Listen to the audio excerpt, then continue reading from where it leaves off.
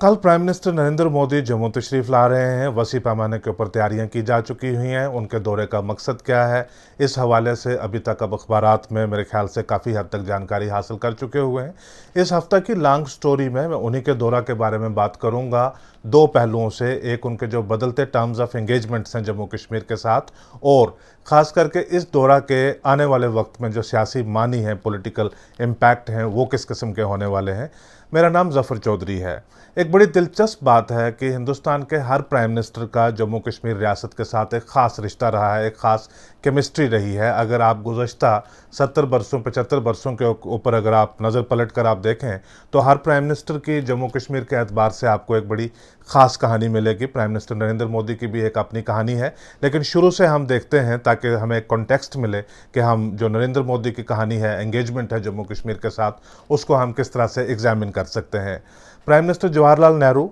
यानी जो उस वक्त प्रिंसली स्टेट्स थी और उनके जो मतलब जो रिक्वायरमेंट थी जिसके हिसाब से उनका एक्सेशन इंडिया के साथ या पाकिस्तान के साथ होता, उनमें से जम्मू कश्मीर का इंडिया के पॉइंट ऑफ व्यू से जो कंडीशन थी सारी वो एडवर्स थी। बावजूद उसके इवेंचुअली जम्मू कश्मीर का एक्सेशन इंडिया के साथ हुआ। ये एक बड़ा एट्रीब्यूट है जो प्राइम मिनिस्टर जवाहरलाल नेहरू को दिया जा सकता है, जिसको आज डिनाई किया जा रहा है कि अगर जम्मू कश्मीर के हालात ख़राब हुए, आगे जाकर टेंशन्स हुई, आगे जाकर प्रॉब्लम्स हुई, पाकिस्तान के साथ प्रॉब्लम हुई और रियासत के अंदर अगर हालात ख़राब रहे, तो जवाहरलाल नेहरू की जो हैंडलिंग है जम्मू कश्मीर की शायद वो इतनी बेहतरीन नहीं थी। क्योंकि अब का जो एक सियासी माहौल है उसमें जो नया नैरेटिव है वो ये दिया जाता है कि बजाय जवाहरलाल नेहरू के अगर ये पूरी तरह से आज़ादी के साथ अगर सरदार वल्लभ भाई पटेल को अगर दिया जाता तो शायद हालात मुख्तलिफ होते। लेकिन वो तारीख़ है, तारीख़ को लोग मुख्तलिफ तरीके से जो है वो एग्ज़ामिन करेंगे।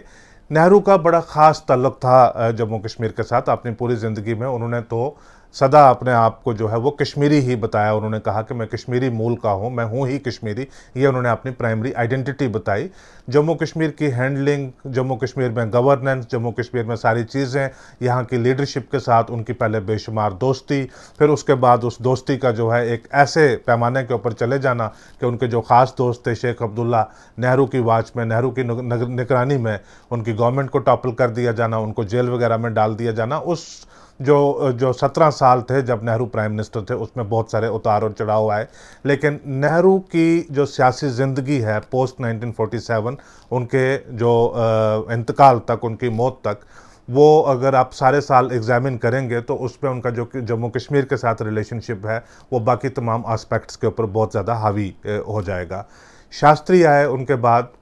शास्त्री के दौर में तो जो इंडिया पाकिस्तान की जंग हुई जिसका मरकज़ ज़ाहिर है जम्मू कश्मीर था, लेकिन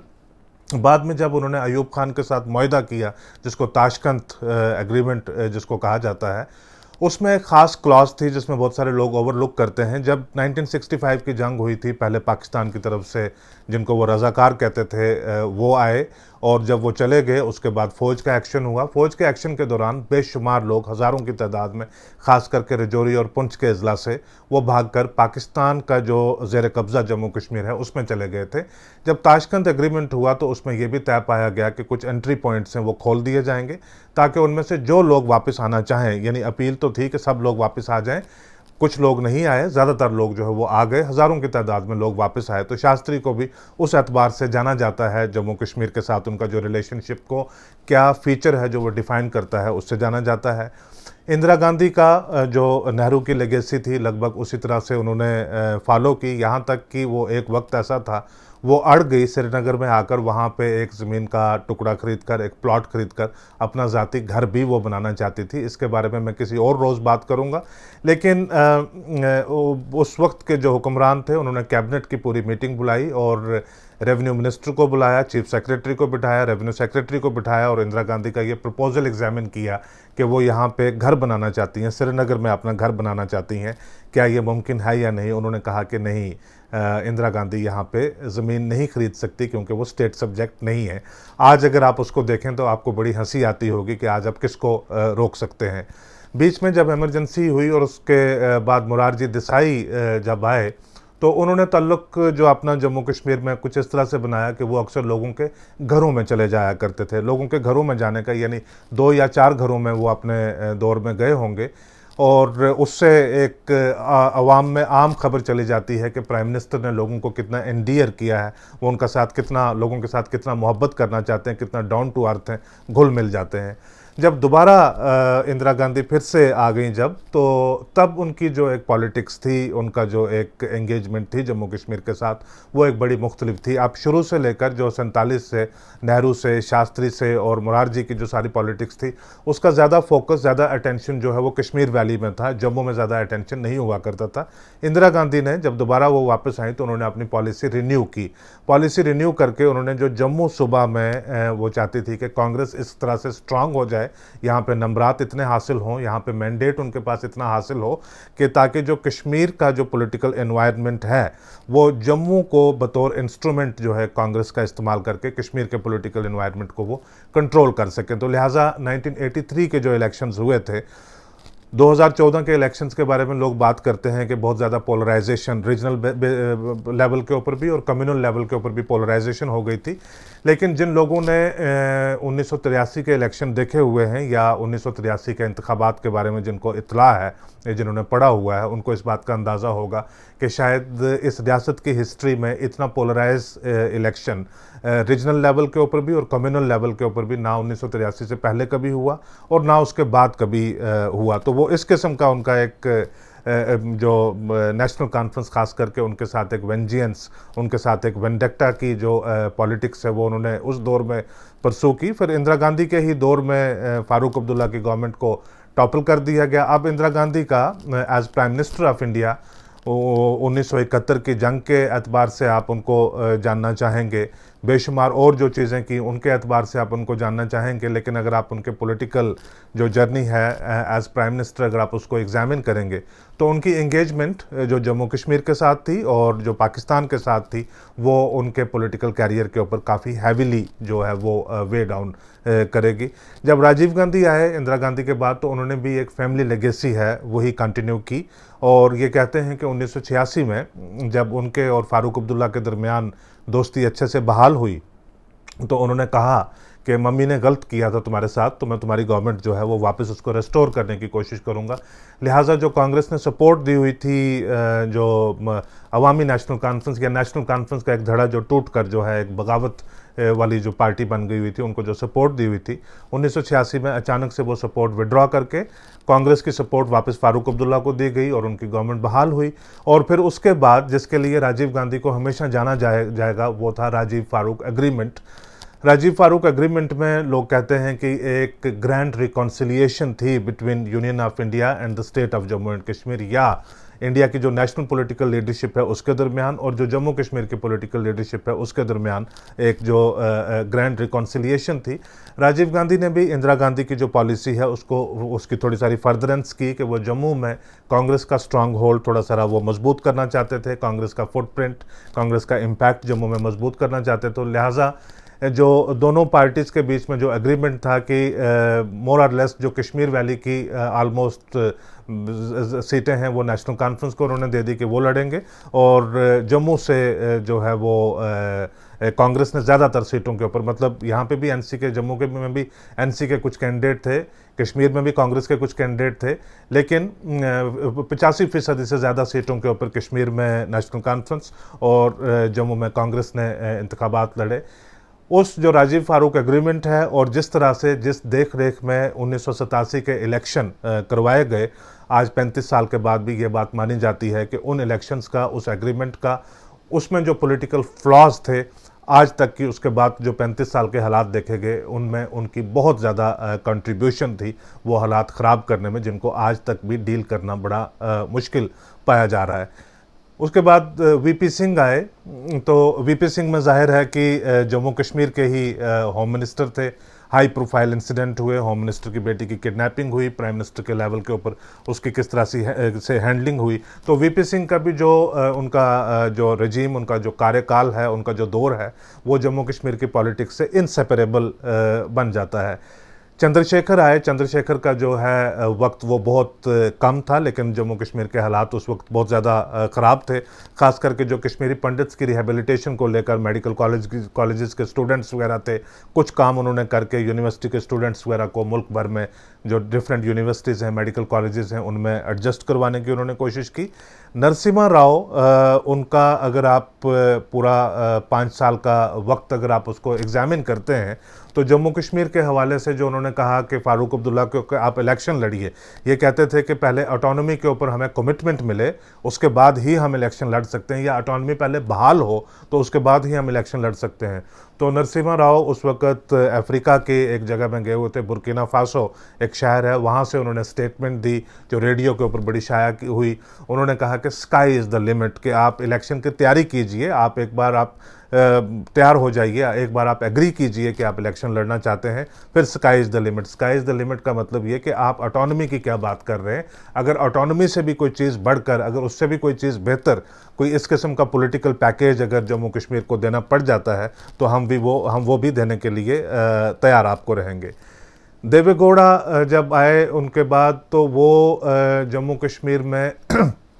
उन्होंने दौरे किए, जलसे किए, जगह जगह उन्होंने, छोटे छोटे डिस्ट्रिक्ट्स में भी वो गए, छोटे छोटे शहरों में भी गए, उन्होंने जलसे किए, लोगों के साथ खिताब किया। वो इस किस्म की एक जो पॉलिटिकल आउटरीच है वो करना चाहते थे, क्योंकि जो इंतखाबात थे 96 के जो इलेक्शन, जिसमें डेमोक्रेटिक प्रोसेस है जम्मू कश्मीर में 6 साल के बाद रिस्टोर हुआ, वो देवेगौड़ा की गवर्नमेंट के अंडर हुआ था। तो वो एक बहुत बड़ा क्रेडिट भी उनको जाता था कि इतने 6 साल के बाद आपने जो जमहूरी अमल है, सियासी अमल है, आप वो रिस्टोर करवा पाए। उसकी वजह से वो एक पर्सनल कनेक्शन भी लोगों के साथ बनाना चाहते थे। वो किश्तवाड़ में, डोडा में, पुंछ में, कुपवाड़ा में, रजौरी में, जम्मू में, हर जगह, यानी कैपिटल से हट कर उन्होंने हर जगह ज़िलों में भी जाकर उन्होंने जलसे किए। अब उनकी लैंग्वेज थी कि वो या तो अपनी जो कन्नड़ लैंग्वेज है वो बोलेंगे, या अंग्रेज़ी में बात करेंगे, जिसको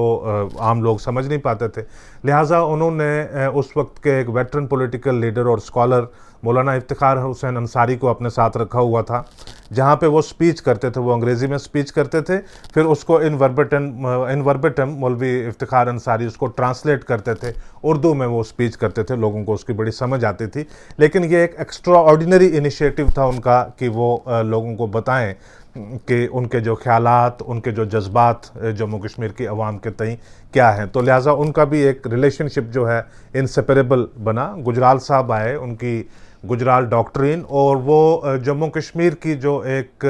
रेस्टोरेशन ऑफ पीस और सेटलमेंट, उसमें वो पाकिस्तान की तरफ भी बहुत ज़्यादा वो तवज्जो देते थे कि पाकिस्तान के साथ बात की जाए ताकि सरहदों के ऊपर अमन पैदा हो, वहाँ से जो मिलिटेंट्स हैं, टेररिस्ट्स हैं, जम्मू कश्मीर में ना आए, और जिस तरह से पॉलिटिकल सपोर्ट कश्मीर में जो हालात को दी जाती है, पाकिस्तान वहाँ से ना दे। इसलिए गुजराल डॉक्ट्रिन भी अपने आप में बहुत मशहूर है। और लेकिन सबसे बड़ी बात जो उन्होंने की थी, जो कंपोजिट डायलॉग प्रोसेस उन्होंने पाकिस्तान के साथ इनिशिएट किया 1998 में। कंपोजिट डायलॉग प्रोसेस की क्विक बैकग्राउंड ये है कि 1947 से लेकर 1998 के दौरान हिंदुस्तान और पाकिस्तान के दरमियान डायलॉग, बातचीत, वो वक्त बेहतर भी बहुत अच्छे हुए, वक्त ख़राब भी हुए। ख़राब वक्तों को ठीक करने के लिए बहुत सारे एग्रीमेंट भी हुए, जैसे हमने बात की ताशकंद एग्रीमेंट की बात की, हमने जो शिमला एग्रीमेंट है उसकी बात की, प्राइम मिनिस्टर समिट लेवल के ऊपर भी बात करते रहे। लेकिन एक स्ट्रक्चर डायलॉग प्रोसेस जो है वो दोनों मुल्कों के दरमियान नहीं था, जिसमें ताकि जो इंडिया के रिजर्वेशंस हैं या इंडिया के कंसर्न्स और इश्यूज़ हैं वो भी उसमें अकोमोडेट हों, और जो पाकिस्तान के इश्यूज़ हैं, पाकिस्तान के कंसर्न्स हैं, वो भी उसमें अकोमोडेट हों, और इक्वालिटी की बेसिस के ऊपर एक जो है आपस में बायलैटरल इंगेजमेंट हो। तो वो कंपोजिट डायलॉग प्रोसेस, उसमें इंद्र कुमार गुजराल उन्होंने मुलाकात की सार्क समिट के साइडलाइंस के ऊपर माले में, मालदीव्स में मियां नवाज शरीफ के साथ, और फॉरेन सेक्रेटरी थे सलमान हैदर इंडिया के और शमशाद अख्तर पाकिस्तान के। इनके दरमियान ये बात तय पाई गई कि ये एक डॉक्यूमेंट तैयार करेंगे जो बाद में जाना गया कंपोजिट डायलॉग प्रोसेस के नाम से, जो काफ़ी देर तक चला, जो 2011-12 तक जो है कंपोजिट डायलॉग प्रोसेस के ही अंडर जब भी बात हुई है, जब भी एक स्ट्रक्चर डायलॉग हुआ है इंडिया और पाकिस्तान के दरमियान, वो उसी के बेसिस के ऊपर हुआ है। उसके बाद वाजपेयी साहब आए। वाजपेयी साहब के जो 6 साल पहले 1 साल वो रहे, उसके बाद जो है स्नैप पोल्स होने की ज़रूरत पड़ गई, उसके बाद 5 साल उनको पूरे मिले। वो जो 6 साल अगर आप देखेंगे तो उसमें जो सबसे की हाइलाइट्स हैं, सबसे जो बड़े फीचर्स हैं, उनका जो फॉरेन पॉलिसी भी थी, उनकी अमेरिका के साथ किस किस्म की डीलिंग है वो भी थी, इकोनॉमिक डेवलपमेंट की बातें भी थी, और 23-24 पार्टीज़ को लेकर वो एक कोलिशन 5 साल तक वो मुमकिन किस तरह से बना पाए, वो चीज़ भी, वो भी एक बहुत बड़ी हाईलाइट है। लेकिन वाजपेयी के रजीम को जब आप याद करते हैं तो आपको ऐसी चीज़ें नज़र आएंगी कि हर आए दिन वाजपेयी गवर्नमेंट का कोई ना कोई आउटरीच, कोई ना कोई प्लान, कोई ना कोई बात जो है वो जम्मू कश्मीर के तई ज़रूर रही है। और उन्होंने तो सेपरेटिस्ट के साथ, हुर्रियत के बाकायदा तौर के ऊपर जो नुमाइंदे हैं उनके साथ बातचीत भी की। लेकिन एक चीज़ मुसलसल मेरे जहन में रहती है जो 2019 के बाद प्ले आउट बहुत ज़्यादा तरीके के साथ हुई है, कि जो दिल्ली से अटेंशन जम्मू कश्मीर की तरफ रहती थी वो ज़्यादातर कश्मीर वैली की तरफ रहती थी। उसमें जो जम्मू का पॉलिटिकल सेंटिमेंट है वो बहुत ज़्यादा अकोमोडेट नहीं होता था, जो इंदिरा गांधी के वक्त कुछ देर तक हुआ। लेकिन राजीव गांधी ने भी कुछ लिटिल बिट ऑफ अटेंशन जिसको कह सकते हैं वो की। आपको याद होगा कि जो दरबार मूव की एजिटेशन हुई तो राजीव गांधी ने जो जम्मू का पर्सपेक्टिव है, जम्मू का सेंटिमेंट है, उसको ज़्यादा उन्होंने अप्रिशिएट करने की कोशिश की। सरदार बूटा सिंह को भेजा कि वो जम्मू में जाएं, लोगों के साथ जाकर बात करें और उसको एजिटेशन को, जो बाद में नॉर्मलसी बहाल हुई दरबार मूव को लेकर जो हुआ था, तो इस तरह से वाजपेयी के वक्त भी जम्मू सूबा को कोई बहुत ज़्यादा अटेंशन नहीं मिली। वाजपेयी के बाद ये जो वाजपेयी के 6 साल थे वो तो एक तरह से लगता है कि जिस तरह से डिवोटेड थे, डेडिकेटेड थे जम्मू कश्मीर की सियासत को लेकर। बीच में वो पाकिस्तान भी गए, लिंक्ड हो जाती हैं चीज़ें। वाजपेयी के बाद 10 साल तक जब मनमोहन सिंह थे प्राइम मिनिस्टर, तो तब ये डिटरमिन करना बड़ा मुश्किल हो जाता था जो यूपीए के 10 साल थे, कि उसमें आप प्राइम मिनिस्टर की पॉलिसी किस चीज़ को बताएंगे, सोनिया गांधी की पॉलिसी किस चीज़ को बताएंगे, राहुल गांधी की पॉलिसी एग्जैक्टली क्या थी और पी चिदम्बरम की पॉलिसी क्या थी। तो वो एक ग्रैंड मिक्स सा हो जाता है। लेकिन अटेंशन उनकी भी जो है वो बड़ी वसी पैमाने के ऊपर जम्मू कश्मीर की तरफ थी। जो यूपीए 1 है उसमें जो ज़्यादा मरकज़ है जो अटेंशन का वो कश्मीर वैली थी। यूपीए 2 में उन्होंने कुछ कोशिश की कि कुछ तवज्जो जो है वो जम्मू की तरफ दिया जाए, और एक जो वही जो इंदिरा गांधी के वक्त जो है कि भाई जम्मू के सेंटिमेंट को थोड़ा सारा जो उसको एलिवेट करके और वहाँ से कश्मीर को भी एड्रेस किया जाए कि भाई सारी बात जो है ये सिर्फ कश्मीर के हवाले से नहीं हो सकती, आपको जम्मू को भी साथ में लेकर जाना पड़ेगा, जम्मू की भी साथ में बात करनी पड़ेगी। आप यूपीए 1 के दौरान आप देखिएगा कि उन्होंने जो राउंड टेबल कॉन्फ्रेंसेस की, पहले श्रीनगर में की, उसके फॉलो अप में उन्होंने दिल्ली की, उससे पहले जो प्रेपरेटरी है वो भी उन्होंने दिल्ली में की थी। उसके बाद जो 5 वर्किंग ग्रुप्स बने जिनके मुख्तलिफ लोग मेंबर्स और चेयरमैन थे, उनकी जो रिकमेंडेशंस भी, अगर 5 के 5 वर्किंग ग्रुप्स की अगर आप रिकमेंडेशन देखें तो उनमें भी ज़्यादा जो है वो कश्मीर वैली की जो सेंट्रलिटी है उसमें से वो ज़्यादा उभर कर आती है। जम्मू को कोई बहुत ज़्यादा वो लगता है कि भी जम्मू का ख़ास वजह ये भी है, जम्मू के अंदर से लोग ये समझते हैं कि भी हमारे साथ डिस्क्रिमिनेशन है वगैरह वगैरह, लेकिन ख़ास वजह ये भी है कि एक जो कन्फ्लिक्ट है, टेंशन है, वायलेंस है, बहुत सारे मामले हैं वो कश्मीर वैली में। जम्मू में ख़ास करके हालात पीसफुल रहते हैं, तो लिहाजा उस तर्ज की अटेंशन जो है जम्मू के ऊपर मिलती भी नहीं है। अब हम आ जाते हैं कि 2014 तक तो थे मनमोहन सिंह और यूपीए की government. Prime minister Narendra Modi का जम्मू कश्मीर के तई जो टर्म्स ऑफ एंगेजमेंट किस किस्म के रहे हैं, उनमें तब्दीली किस तरह की आई है, आज जो सूरत हाल क्या है, ये आप इसको समझिए कि ये आज के जो लॉन्ग स्टोरी का सेकंड हाफ है। जो ओरिजिनल हमारा मामला है उसके ऊपर हम अब बात करना हमने शुरू की है। जून 2013 में नरेंद्र मोदी उस वक्त जब गुजरात के चीफ मिनिस्टर थे, तो भारतीय जनता पार्टी की जो पार्लियामेंट्री कमेटी है, जो इलेक्शन बोर्ड है, उसका इनको चेयरमैन बनाया गया। 2013 तक ये अंदाज़ा नहीं था किसी को कि 2014 के जो इंतखाबात होंगे उसमें बीजेपी की पोजीशन क्या होगी और बीजेपी की जो कैंपेन है नेशनल लेवल के ऊपर उसको लीड कौन करेगा, और अगर बीजेपी इंतखाबात जीत जाती है तो बीजेपी के प्राइम मिनिस्टरियल कैंडिडेट कौन होंगे।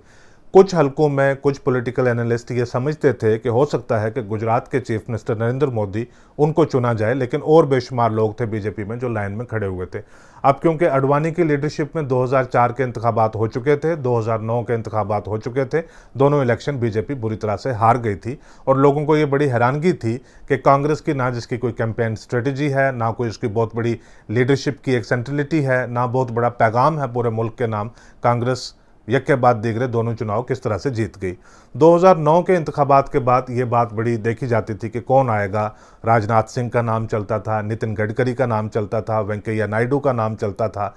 नरेंद्र मोदी का इतना ज़्यादा नाम नहीं लिया जाता था, लेकिन अंदर ही अंदर आरएसएस और बीजेपी के हलकों में था कि भाई अगर 2014 के इलेक्शन जीतने हैं तो शायद ये हिसाब जो हैं ये कारामद साबित होंगे। तो लिहाजा बहुत सारी गौर खोज के बाद 2013 के जून में ये बात तय पाई गई कि मोदी साहब रहेंगे कैंपेन कमेटी के चेयरमैन। पार्लियामेंट्री जो इलेक्शन होंगे उनको वो उनकी सदारत में लीड किए जाएंगे। तो उससे एक बात क्लैरिफाई हो गई कि यही अब प्राइम मिनिस्टरियल कैंडिडेट होंगे।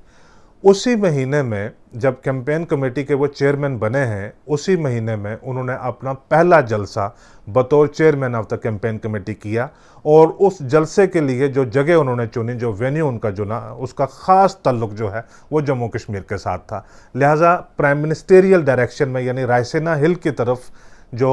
नॉर्थ ब्लॉक में जो उनका जो सफ़र की जो शुरुआत हुई, जो रास्ता उन्होंने पकड़ा, वो रास्ता जो है उसका बड़ा गहरा ताल्लुक जो है वो जम्मू कश्मीर के साथ था। वो आए थे माधोपुर में 23 जून 2013 को माधोपुर में आकर उन्होंने जलसा किया। माधोपुर की सिंबॉलिक इम्पॉर्टेंस जम्मू कश्मीर की सियासत के हवाले से इस तरह से है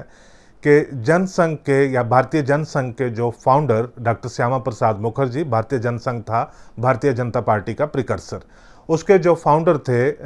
डॉक्टर श्यामा प्रसाद मुखर्जी, उनका जो उनके करियर का, उनके सियासी ज़िंदगी का, सियासी करियर का जो आखिरी जलसा हुआ था, वो आखिरी जलसा 1953 में यहीं पे माधोपुर में हुआ था। और वो जलसा जो है वो जम्मू कश्मीर को लेकर जो उनका नज़रिया था, जम्मू कश्मीर को लेकर उनकी जो सियासत थी, उसकी मोबिलाइजेशन का एक क्लाइमैक्स जो है, उनकी ज़िंदगी का एक आखिरी जो पड़ाव है, वो आप उसको कह सकते हैं। वो जलसा करने के बाद, क्योंकि उन्होंने जगह जगह जलसे किए, श्यामा प्रसाद मुखर्जी बंगाल के थे, वो सियासत में आए, उससे पहले वो एक यंगेस्ट वाइस चांसलर भी एक यूनिवर्सिटी के थे। दरअसल वो कांग्रेस के मेंबर थे और नेहरू की गवर्नमेंट में वो इंडस्ट्रीज़ एंड कॉमर्स के मिनिस्टर थे। लेकिन उसके बाद उन्होंने वो छोड़कर और ये वाली सियासत उन्होंने ये अख्तियार की, जिसका आज जो है अब मुल्क में बोलबाला है, जिनका आज मुल्क में जो हुकूमत है, सबसे बड़ी, दुनिया की सबसे बड़ी पॉलिटिकल पार्टी है, वो इमर्ज होकर आई हुई है। तो वो उन्होंने जगह जगह, दिल्ली में उन्होंने बेशुमार बार जो है लोगों को मोबिलाइज़ किया आर्टिकल 370 को लेकर, और जो जम्मू कश्मीर की स्पेशल खुसूसी जो पोजीशन है, हैसियत है, उसको लेकर कि भी वो रिमूव होनी चाहिए। उन्होंने पार्लियामेंट का घेराव करवाया, दिल्ली में बहुत ज़्यादा उनकी मोबिलाइजेशन हुई, हरियाणा में कई बार उन्होंने जलसे करवाए, पंजाब में कई बार करवाए। तो करते करते आखिरी जलसा जो है उन्होंने माधोपुर में किया। उस वक्त एक जो कानून है उसके मुताबिक ये है कि अगर बाकी मुल्क भर से किसी भी बाशिंदे को अगर जम्मू कश्मीर में दाखिल होना होता तो वो परमिट लेकर जम्मू कश्मीर में आते। उस परमिट के प्रोविज़न को वो वायलेट करके जम्मू में दाखिल हुए, यहाँ से वो कश्मीर गए, वहाँ पे उनको हिरासत में लिया गया और वहाँ पे उनकी मौत हुई। प्राइम मिनिस्टर मोदी ने 23 जून का जो दिन है वो ख़ास करके उन्होंने चुना माधोपुर में जलसे के लिए, क्योंकि 23 जून 1953 को श्यामा प्रसाद मुखर्जी की मौत हुई थी। तो लिहाजा उनकी 60वीं डेथ एनिवर्सरी भी थी और जगह वो थी जहाँ पे जम्मू कश्मीर के हवाले से उन्होंने अपनी आखिरी तकरीर की थी। जब इसका प्रोग्राम पब्लिक में आ गया कि नरेंद्र मोदी जो अब बीजेपी के कैंपेन कमेटी के चेयरमैन हैं और जिनको मुल्क दिख यही होंगे,